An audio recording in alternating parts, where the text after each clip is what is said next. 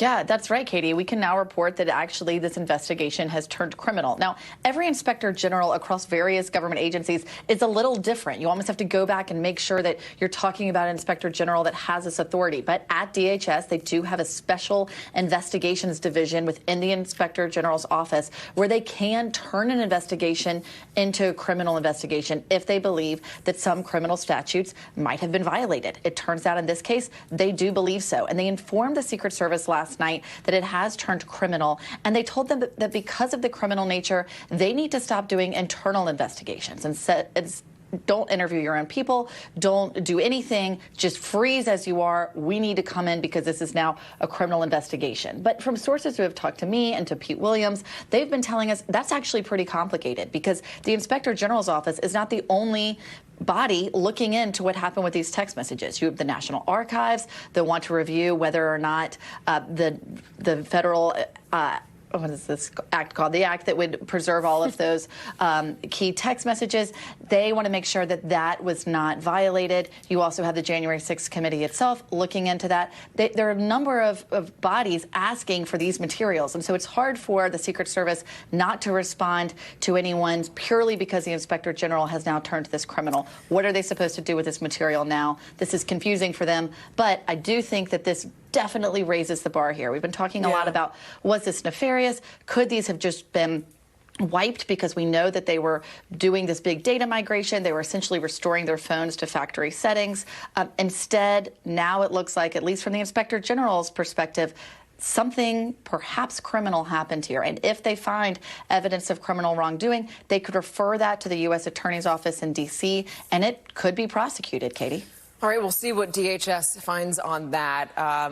Again, even if it's not nefarious, it certainly was not responsible, considering that they were told you're supposed to back up your data, especially if you work in a government agency. That's what you're supposed to do. Yamiche Alcindor, the hearing tonight, we're going to hear some new information, according to the reporting. Josh Jossi just talked about potential outtakes from Donald Trump's speech. What will you be looking out for? Well, this is the culmination, right, of these hearings that lawmakers wanted to make the case to the American people that former President Trump was someone who not only sort of formed this mob against the Capitol, but also was someone who refused who basically ignored once violence had broken out. And by the way, tried to direct the mob at a vice president by tweeting out his anger to Vice President Pence as he was quite literally being evacuated from the Capitol. If this was a chapter in a book, you might call it the White House Black Box. 187 minutes, because Penny Thompson has been really burning those numbers into all of our heads because he wanted to know specifically what in the world President Trump was doing while this mob was breaking in and while he was not calling any sort of agency to try to stop that. So I'll be looking out for new information, new video, as well as direct information from Matthew Pottinger and Sarah Matthews. I've been talking to a lot of Republicans who tell me that these are two very respected Republicans, but Matthew in particular, he was a high-ranking person, the highest-ranking person who resigned on January 6th.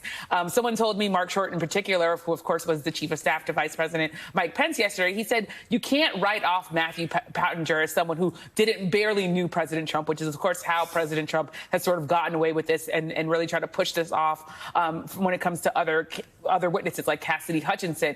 Matthew Pottinger was in the room. He was high-ranking. Sarah Matthews was in the West Wing. So I'm looking for any sort of direct conversations, direct knowledge. I will also say, overall, I'm wondering, when we think about sort of where this hearing lies and it being another prime time hearing, how much of an impact is it going to make? And not just sort of talking about sort of out in the real world, but also lawmakers. Like, do they feel after they're done with this hearing, do they feel like they have done the things that they set out to do? I talked to Judge Ludwig, who was the judge the conservative judge who testified during the third hearing, who issued that warning that in 2024, former President Trump could try to overturn the election if a Republican doesn't win. And Judge Ludwig, who of course is now been through this and had to sit in that seat, said that he thinks lawmakers have been successful in really airing out and making the case that Donald Trump was trying to overturn the election. But he also says that it's clear lawmakers are working on intent and trying to really get at exactly what President Trump was thinking at the time. So I'm looking to see if anyone says President Trump admitted at some point that he knew he lost the election. It's clear that everyone told him he did. But Katie, will we hear at any point him say, yeah, I know I lost, but I want to steal this anyway? You know, I wonder if it matters, know, at some point, doesn't matter. You've been told over and over and over again, doesn't matter if you refuse to believe the truth. You're told you're committing a crime. I'm going to do it anyway. Doesn't matter if your intent was not to commit the crime, even though you did commit the crime. I know there's legal conversations about that and legal arguments about that. We've had those with Chuck Rosenberg and Joyce Vance, who's here with us. I want to go now quickly to Michael Steele before we potentially get interrupted by this White House briefing. Michael Steele, talking about people who might be convinced. I mean, I'm hesitant to have this conversation because I think these hearings are more important than that. They're to get it out in the public sphere, period, to have a record of what happened and come what may after that. But are there folks out there who are not diehard Trumpers that are still convincible, people that maybe are not going to be watching Fox News primetime tonight, where they're not going to be airing the hearings?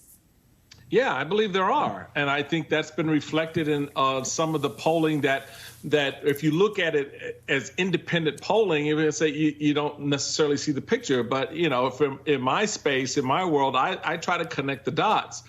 And so little things like the generic ballot has changed significantly in the favor of Democrats. Remember, the president of the United States is at 33% job approval, and yet the American people are now coming to the conclusion that they prefer Democrats to keep the House by 7-point margin to their favor this November. Now, it's not dispositive of what's going to happen, but what it says to me, at least, and a lot of other folks, is that there are dots out there that the American people are connecting.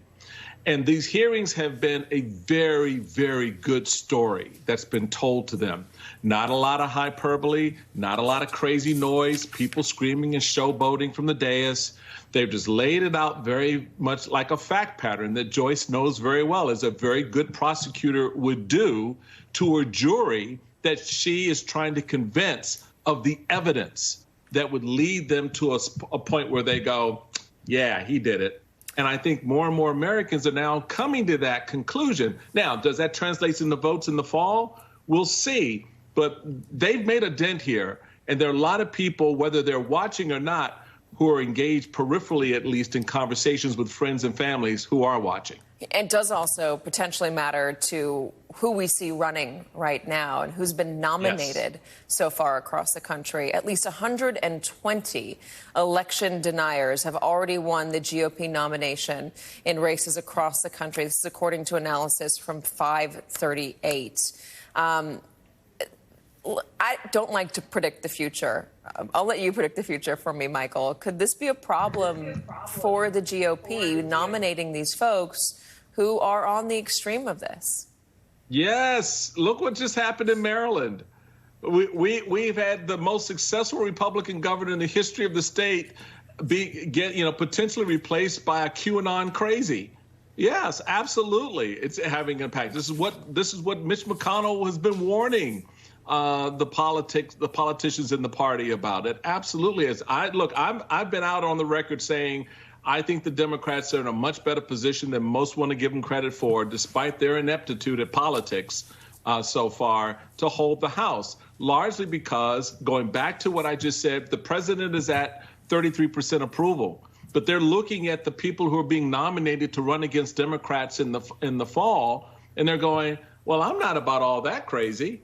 You know, I know. I don't like where the economy is, but I'm not going down that road. And that's why you're seeing in generic ballots the Democrats having a better than slight edge. And there are no normal rules out there, those political gravity rules that we all abided by. I just think they've all been thrown out the window. We are living in weird times, and we have been now since 2015. Yamiche, do you want to add to that? I just want to say, when you look at what Michael's talking about what happened in Maryland with the election of Dan Cox, that's also happening in Illinois and Pennsylvania. And then look at Rusty Bowers in Arizona, someone who went before the committee to say that he was being personally attacked by former President Donald Trump, who faced pressure to overturn the election results in Arizona. He's now being censured by the Republican Party in that state and saying that it would be a miracle if he won his election. So to me, it's really remarkable that as these hearings have been going on, that they correct so directly back to the January 6th committee's work and correct so directly back to the midterm elections in sort of 2022 and 2024.